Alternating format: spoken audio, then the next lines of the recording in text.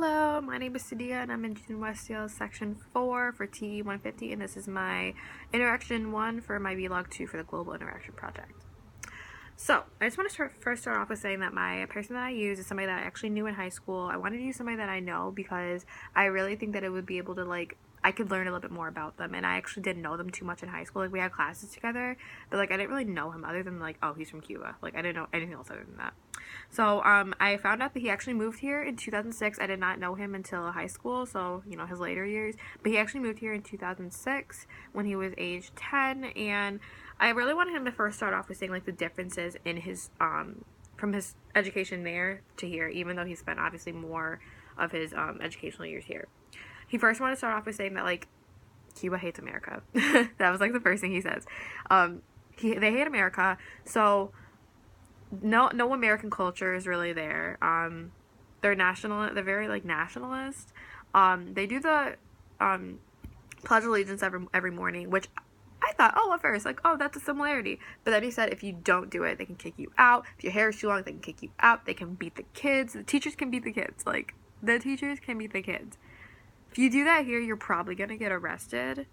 Probably not a good thing to do. I know that we had to do the national anthem when I was in elementary school, but like I said, if you didn't want to do it, you didn't have to do it. It wasn't shoved down your throat like it is over there. And not that that's a bad thing, but it's just a little bit of a difference, but also a similarity.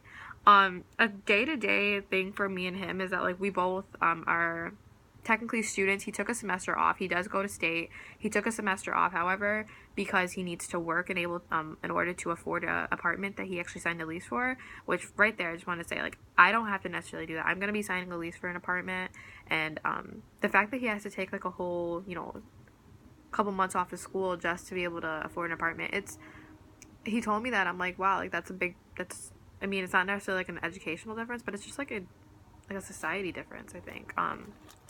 We went to the same high school, so I feel we kind of grew up in the same social class and the same, just everyday lives and everything. However, he told me that he actually speaks Spanish all full-time at home. They don't speak English. His parents cannot speak English. Another difference for me, I speak English at home. It's the only language I speak. But, yeah, he wakes up in the morning, goes to work, at least now, goes to work a whole day, comes home, rinse and repeat the next day. For me, I wake up in the morning and I go to class. That's my priority. Going to class. I also have 2 retail jobs, so I do work as well, but my schedule is a little bit more packed with going to school. So that's another thing. We talked about high school a little bit. We went to J.W. Sexton High School in Lansing, Michigan. And I think, again, a lot of similarities with how we perceived school. However, he perceives it in a different way compared to where he's from. So, we both agreed that, what made us happy in high school was being involved in sports, after-school activities, and just, what was another one? Our grades. Yeah, our grades. Me and him were, kind of the A+ students. I'm not trying to sit here and brag, but we did take all the AP classes in school together. So that's, a way that we knew each other. But he really talked about, why he did that. He wanted to, be able to have, a rich American education. However, he says he did really value the education in Cuba because it was so strict. They had to wear uniforms.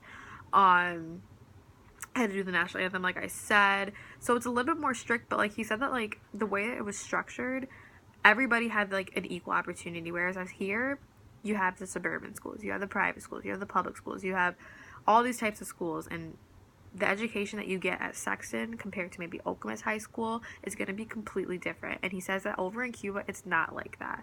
Everybody kind of has an equal opportunity. Whether you're going to prosper with that opportunity is completely up to you. Another thing was he actually said that depending on your grades in high school could depend on what your major was in college. So if you are not an A+ student, you couldn't necessarily be a doctor over there. So that's another difference that I saw. And over here, you can be anything you want to be as long as you put the effort in college.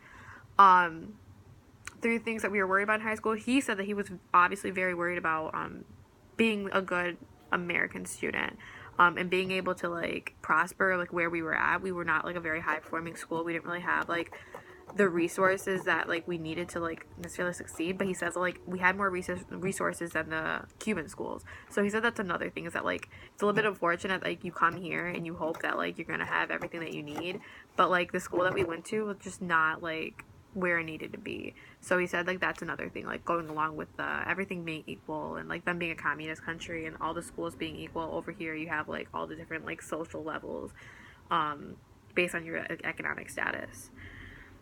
He talks a little bit about pretty much just wanting to be a good student and you know, like what his family went through to come here. They didn't like just come here to have fun. They came here because they wanted to give a better life to the family. He had to leave behind 2 sisters and a brother, all of his cousins, his uncles, his aunts. He doesn't get to talk to them very much, obviously, with the circumstances and the feud, I guess you want to say, between America and Cuba. They're not big fans of each other. But yeah, I wanted to just like really point out that like, though he is from a different country, there are a lot of similarities between the two of us because he did grow up a lot of his life here in America, and he also went to the same high school. However, the way he views it is a lot different than me. I view it as like, you know, it's the everyday thing, like, you know, this is just what I'm supposed to be doing. But he's viewing it as like, I came here for a reason. And I think that's a really really like important thing to understand. And I really appreciated listening to him for that. I really felt like I needed to listen to him because I feel like he probably doesn't get to talk about this that often, you know? It's not just like an everyday conversation that you have with people. So I really felt like listening to him and just hearing like how he values education the same way that I do. I value it in like a high, like I value education because me being an elementary education major, it's really important to me. However, he views it in a different way because he came here for a reason and he's going to prosper with what he's given. And I really appreciate listening to that.